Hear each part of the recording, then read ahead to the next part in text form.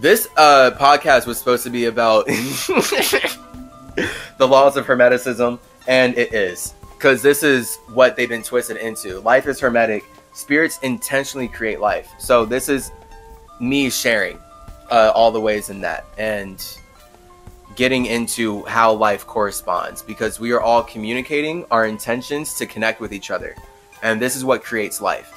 So history is always going to be us reflecting upon how we created life together, literally. And then we learn about what ideas served us, what ideas didn't serve us, what ideas were we serving, right? And then we can change. So this is why life is only ever spirits connecting on ideas, but the ideas that we connect on and the ways in which we do are what change. And our feelings also change, of course. So, I mean, change is the only constant. So, I'll just say this brings us to the principle of polarity. When Emma is completely okay with hearing that the Holocaust is the worst event in human history, because that's what our school is drilling into us constantly with their education, but then I come here like, yeah, but what, like, how is it the worst numerically or even logically or even historically in terms of what it is resulted in? Then Emma gets polarized, right? So this is where life is dual. Everything has poles. Everything is created from two opposite sides of space coming together so that that space can observe itself. As simple as that. So you as a spirit are combining two opposite sides of yourself. And we just call that yin-yang, masculine, feminine, so that you can observe who you are. I've never put it that simply. So it's literally that. Now, that's where, depending on which side of your spirit you resonate most with, you're going to live more in one energy. So I'm symmetry. I'm balance. I live in my center. I live in the equilibrium. I'm the god of equilibrium. I'm Tahuti. All right. So it's not about being more masculine or feminine. It's about knowing that I am creating life through communicating how my man and woman are having sex. And thus, that's going to create the situation where I'm having sex with other spirits externally. And now I'm going to be having sex with spirits who support the way that I have sex internally. I'm going to communicate and create life with spirits outside of myself based on how I communicate and create life with my own space, with my own spirit inside of myself. Boom, right there. That simple. Like, I'm God. I'm God.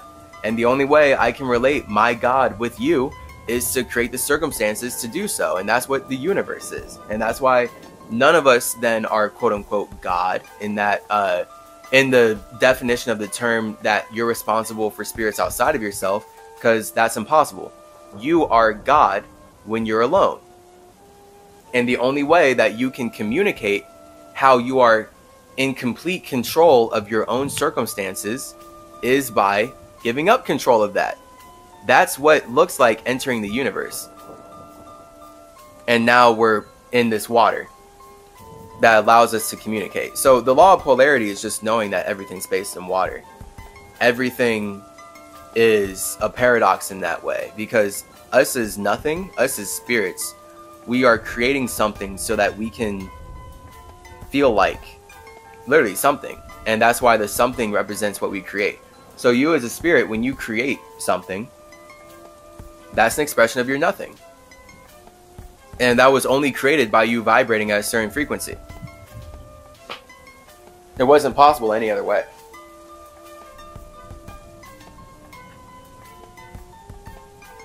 So this is the principle of polarity. In terms of knowing that everything is dual, and you being able to observe that means that you're giving life to polarity. So, water is life? Yes. The universe is air. So as far as water being life, the universe is a reflection of your life. So of course the universe is water based, because the universe is based in life, but the universe is always dying. based on how you feel like connecting your life to it. So this is why when you die, you're not going to die. You're going to go back to your own life. You're going to go back to your own simulation. I can't wait to die. You feel me? And it's because I would love to die that I'm not going to. Like, I'm nowhere. It's impossible, because that's not why I stepped out of my space. Okay, so when you see spirits who like get killed or die in like very catastrophic ways, it's literally because they were communicating in a way up to that point. Like, they were combining their man and woman. They were having internal sex up to that point where their body, their energy is riding a vibration frequently enough to create the circumstance where they get taken out of the simulation. And then everyone inside the simulation can create all these ideas about it and like be super negative about it, right? Like, when I was in Brazil, this girl, she felt very negatively about psychedelics. And I later had to find out that it was because she had a friend who, when he was like 4 tabs or something, she said like he did like 4 tabs, and he like got to such a wild manic point that he went up onto the roof and jumped off and killed himself. And it's amazing because she's here then, and I'm able to like watch all this. I'm here as a spirit, like, oh yeah, lit. You feel me? Like, I'm here, like, sounds like he literally got in touch with his psychedelic space and decided that he did not want to be in this simulation anymore. And he was literally in this space where he's like, I don't need to cling on to life like this. Like, I'm already alive. If anything, this reality is keeping me from real life. Like, that's where, you feel me? Like, that's almost certainly what he was realizing in his psychedelic trip, where he's like, bro, all this shit's fake. I'm in a simulation. I'm not actually home. Like, yes, you are. Life is simulated. Life is simulated. Chill out. But he didn't want to chill out. He wanted to burn up. And when you burn up so hot that your body cannot sustain your imagination, that's what death is. Right? So now you transform your body into something that your body can't handle because your imagination was too high vibrational for it. That's that's literally the idea of jumping off a building. And even if you weren't trying to kill yourself, if you think that you can fly and then you kill yourself from jumping off the building, that is a physical representation of you as a spirit not respecting the boundaries that you can find yourself inside of, and thinking that your imagination is going to be able to transform into your body, when actually your body's just going to transform into your imagination. And you're going to find yourself alone. Like, what happened? And your spirit's going to have to talk to you like, hey, you killed yourself. You thought you could do something that wasn't practical or realistic to do.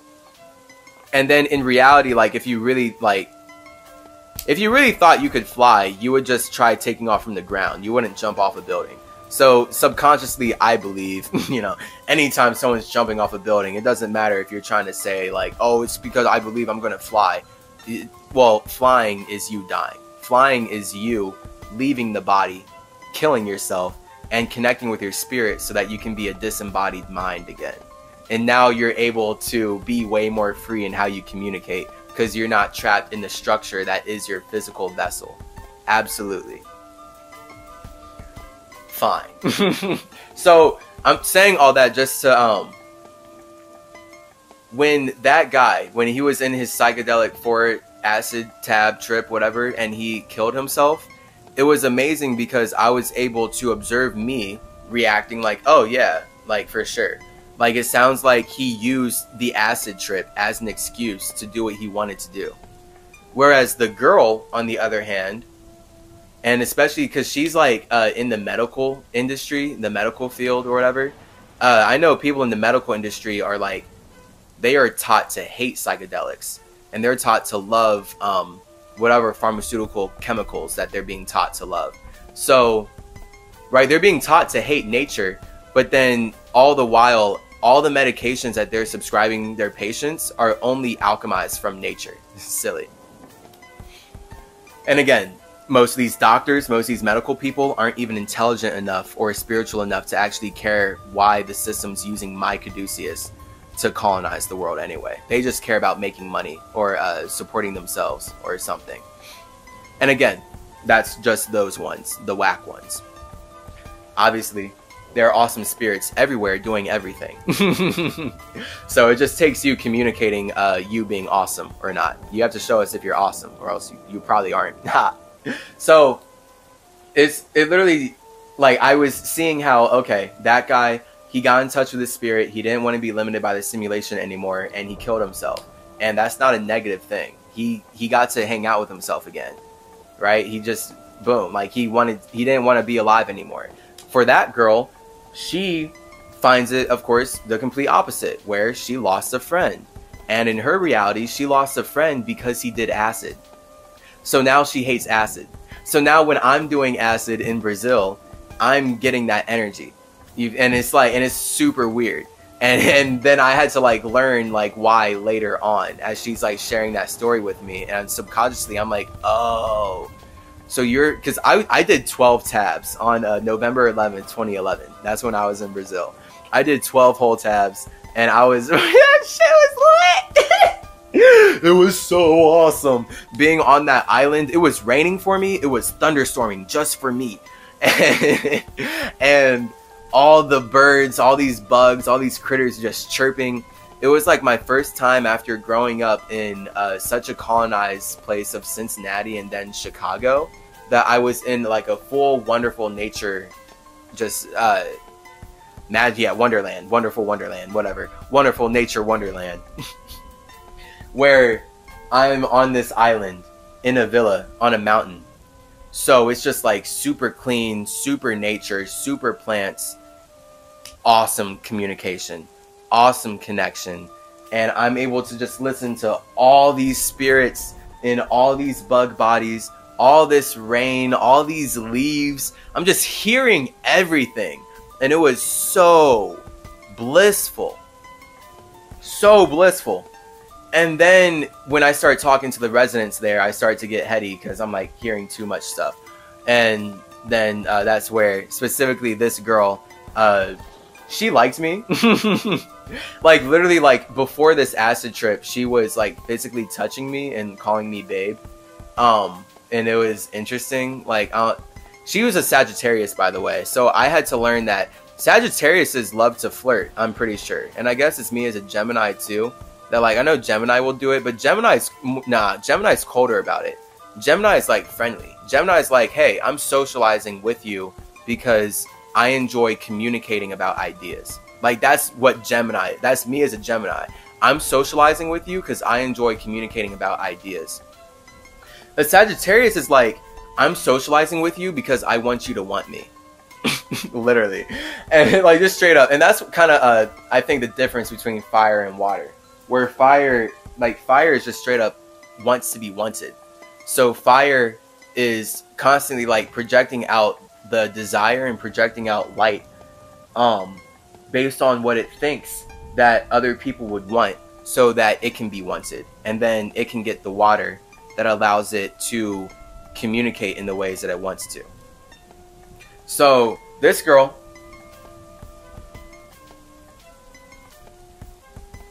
you know, flirty, whatever, touching me, calling me babe and stuff. But once I was in that acid trip and I was speaking on a different wave, she shifted. And it took a week and a half after that trip of like 12 tabs, where then she shared with me that story of her having a friend who took 4 and he killed himself, that I was able to make the connections. Like, oh, that's why you've been like so like weird and negative and like silent about me doing acid. Because then it's just funny because before my acid, no, what was it? Yeah, it was before my acid trip, because it was coincidental. All of us as artists at this residency, we were talking about psychedelics. And she literally was talking about a documentary. She's like, oh yeah, there's this Buddhist monk where I saw a documentary. They gave him like 6 tabs of acid, and he just took the acid and was sitting there. And then she like mimicked like smoking a cigarette, and she's just like, and he didn't feel anything. He didn't feel anything because he's so enlightened. So it was funny. She said both those things. She she told me this story of her friend killing himself because he got too into an acid trip. And then she's also telling me the story of a Buddhist monk who took a bunch of acid and was unaffected because he's already enlightened. And so, I mean, it's obvious which one I am. And even though the point is actually the balance, like, because her relationship with it is like, acid does then make you enlightened. And like the Buddhist monk is chilling on acid. But the point of acid is that, and just psychedelics in general, is that it opens your perception up to new realities. Now, that Buddhist monk, if he's already like in a fasted state, naturally psychedelic, again, water fast, the ultimate functional fast. If he's already in a fasted, naturally psychedelic state, then yeah, of course, like once he does acid and stuff, he's going to be able to ground it. And at the very least, because when I go through acid trips, I'm seeing wild stuff. Like I'm going through wild things. I'm going through wild stuff, but I'm not showing it much. So it's about like that separation of mind and body. Like, you know that you as a mind are traveling. You're going through wild experiences because the universe is water based, but that doesn't mean that your body has to show it. Like, that doesn't mean your body has to frantically like go out of control. Like, no, at all. No, definitely not. Especially if you're wise, right? So like, whatever. It's that. You as a spirit are psychedelic. This is what psychedelics are about. Polarity. It's about the extreme opposite side of being completely something and completely nothing. So your complete somethingness is your ego, and your complete nothingness is your spirit. And your mind is a balance between this. And your soul is created from all these things connecting. Boom. So,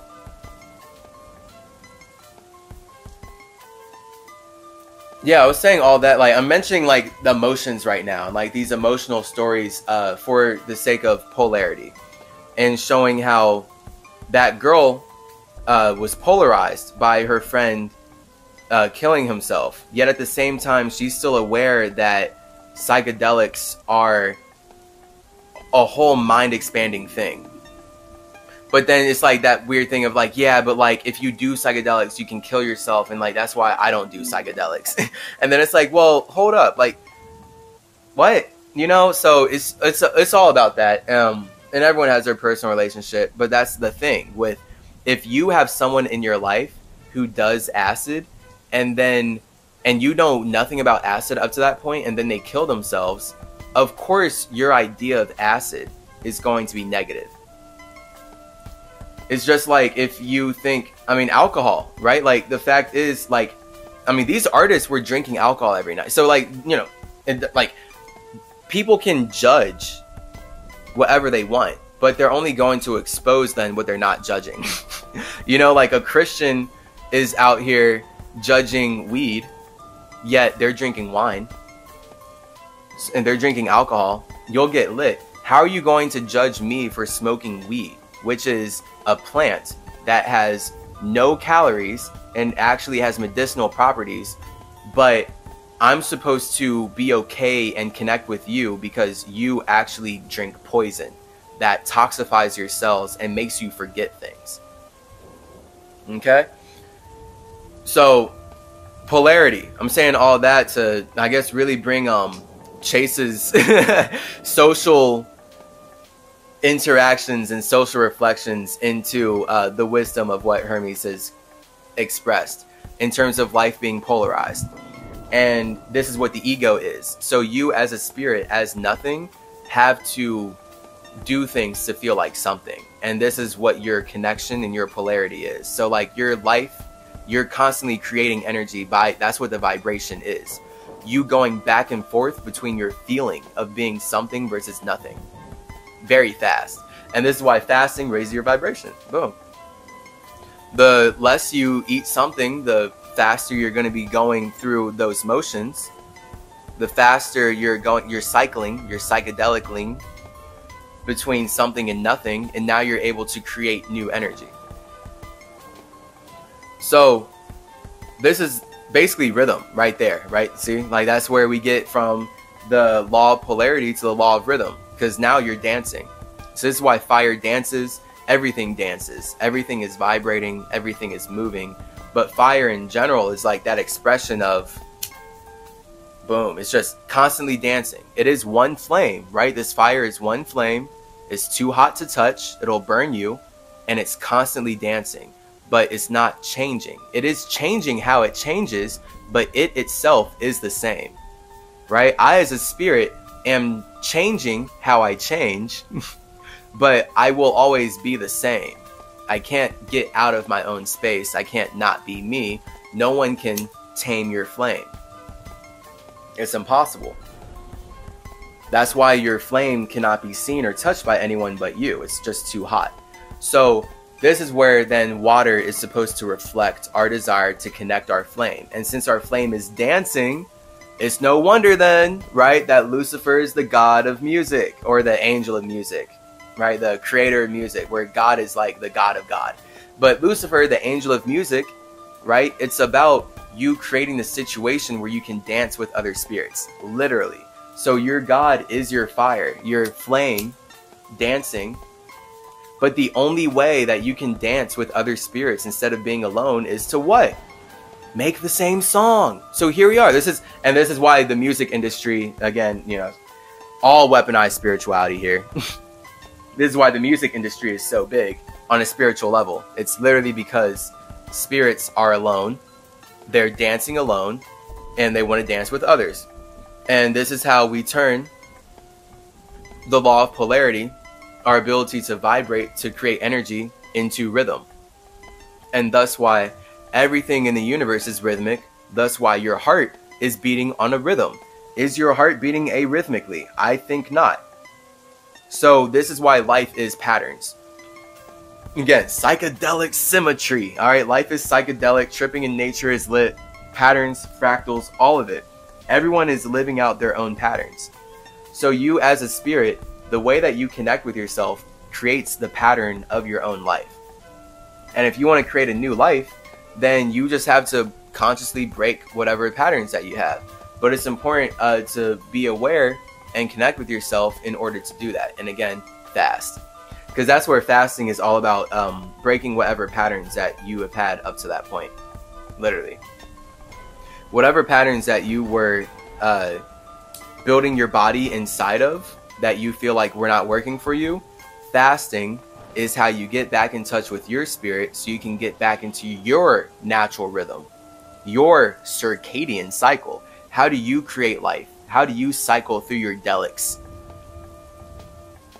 in your own space so that now you can be psychedelic with all of us in a way that's actually productive and awesome?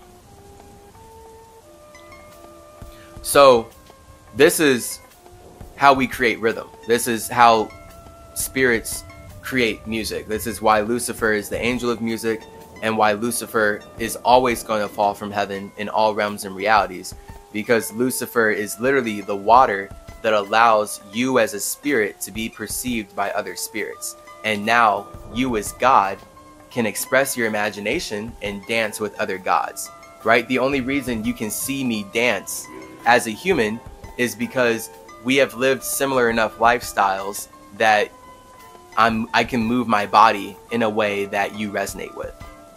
And now we can connect on that.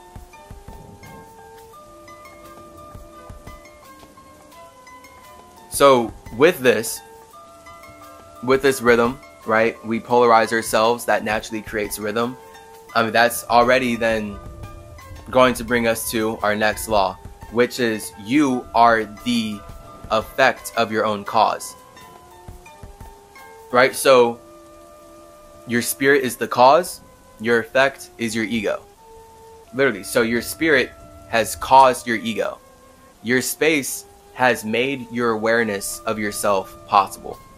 And thus, everything that you ever go through is going to be you, some kind of, like some cause and effect of how you are aware of your circumstances and how you connected with that. So you as a spirit, when you know that you are creating your awareness initially, so that now you have the ability to use your awareness to connect with other spirits, this is then where you are the cause of your own effect. And now you are going to be affected, of course, by everything that you are connected to as well. Right? So, if you call me a bitch, then I'm going to be affected by that word. So you're the cause, like, hey, I'm going to send out a thought, hey, bitch, and then I get the effect, like, oh, they called me a bitch, and then that's the effect. And I mean, and I guess more of an effect is like, why? And then I would be the cause, and like, answer, like, what? Bitchy how? Elaborate. Are you saying I'm barking up the wrong tree, as in I shouldn't be talking to you? Ha! Flip it back on them. Like, are you saying I'm a bitch because I'm actually a dog that is interacting with the wrong tree, and that's you? So I'm barking up the wrong tree? Absolutely. Absolutely. Some kind of deal, right? So it's just about that cause and effect, and spiritually knowing that you are the cause of your own effect, and thus anything outside of you, you don't have to let it affect you at all. Like, you literally are the effect, and you're causing your own effect. So when something outside of you is creating causes that are supposed to affect you, then the whole meditative lesson here is being able to observe yourself and make sure that you are not having how you create life inside of yourself affected by the life being created outside of you. And that's the balance then of when you as a spirit create a body outside of yourself, you are at the whim of things that happen outside of yourself. That's what chaos is. So every action has a equal and opposite reaction, whatever. Everything has cause and effect because we create life so we can be something. Therefore, anytime someone says something to you or does something to you or is having you do anything, whatever intention they're projecting out at you is some idea that they have created internally first, and now they are creating your ability to create it with them. Right? So when white supremacists steal my caduceus and then come into my lands and tell me that I need to worship them so I can be happy, I know that that's an idea that was created probably not even from them. Right? Like, I know that's an idea that was created from a spirit that needs me to connect with them, and that spirit needs me to give all of my feelings to them so that they can build the structure that they want to support themselves. So that's cause and effect. Literally just you knowing that life is binary, 0 1 0 1 0 1 0 1 0 1, spirits and egos, spirits and egos, spirits and egos, spirits and egos, spirits and egos, spirits and egos. Cause and effect, cause and effect, cause and effect, cause and effect, cause and effect, cause and effect. So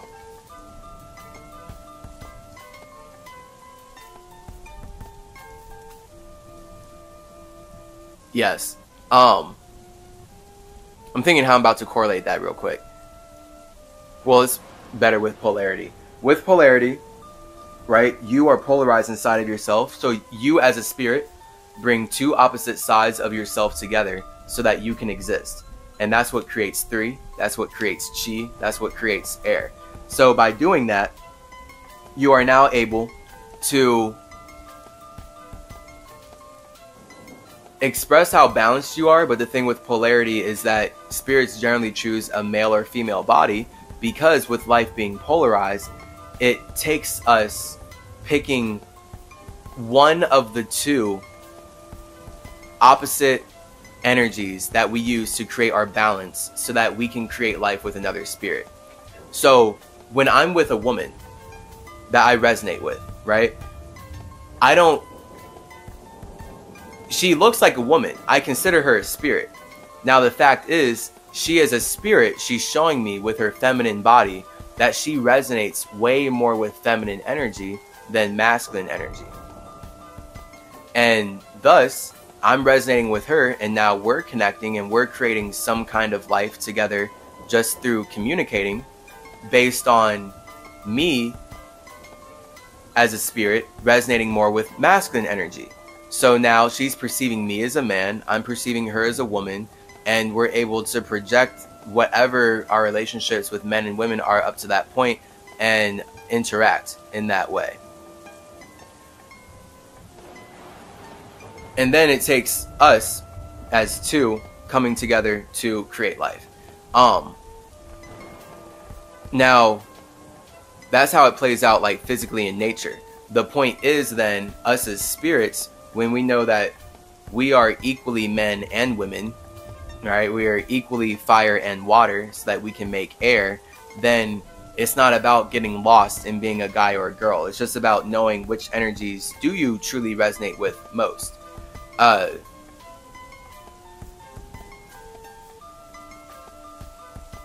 Yeah, like for a perfect example, I guess, would be that Anubis is my twin flame. So from the outside in, as far as like men and women had to come together to create life, already right there, he and I are both men. So, I mean, and of course that only makes sense in terms of us being twin flames.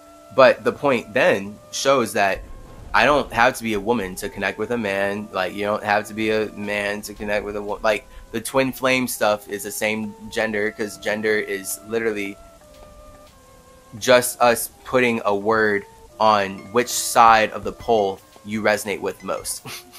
Because spirits use like one pole to express themselves. And this pole has two opposite sides. So one side of the pole we call a man, the other side of the pole is a woman. But this pole is infinitely long and infinitely detailed, and we can come up with all these different words in between man and woman as far as like the concepts and like what they're supposed to be, right? So Anubis, like the real question like at that point is, which one of us is more feminine? Is Anubis more feminine than Tahuti, or is Tahuti more feminine than Anubis? Who's the man here, right? Because if we're both men, then that's cool. But as far as the energies and the way that we create life, one spirit must play more of a subconscious role, while the other spirit plays more of a conscious role. And that's how life is created. So like when you see like a man and woman together, or like men and women getting married, or just masculine and feminine energy in general, the masculine energy is about projecting and the feminine energy is about reflecting. And life can only come from these two. So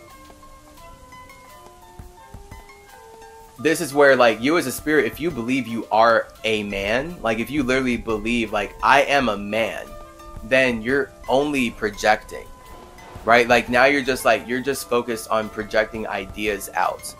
Whereas if you believe as a spirit, okay, I'm a woman, like this is who I am a woman, then you're focused on reflecting and absorbing the ideas that are projected out by men. And this is how we create life as children. So you as a spirit are your own father, projecting out your own seed. You as a spirit are your own mom, absorbing your own seed into your womb. And then you cultivate your seed and grow your own life inside of yourself to then create a child that allows you to express yourself. So this is why as children, as chi, we are all the natural expressions of how our parents have sex internally. Thus, there's no gender, right? But we do resonate with one energy over the other based on the body that we express ourselves as. So if you're a child that is in a female body, then that means that as a spirit, you resonate more with your mom than your dad. If you are a child that's in a male body, then you as a spirit literally resonate more with your dad than your mom. And now what you're going to do in your physical expression of your life is find someone who balances out how you express and how you resonate. literally. So you as a spirit, once you are like, okay, I'm a man and a woman, I combine these to express myself, and if I'm about to express myself, I choose man. You're subconsciously going to be looking for and hoping to connect with a spirit that amplifies your feminine qualities.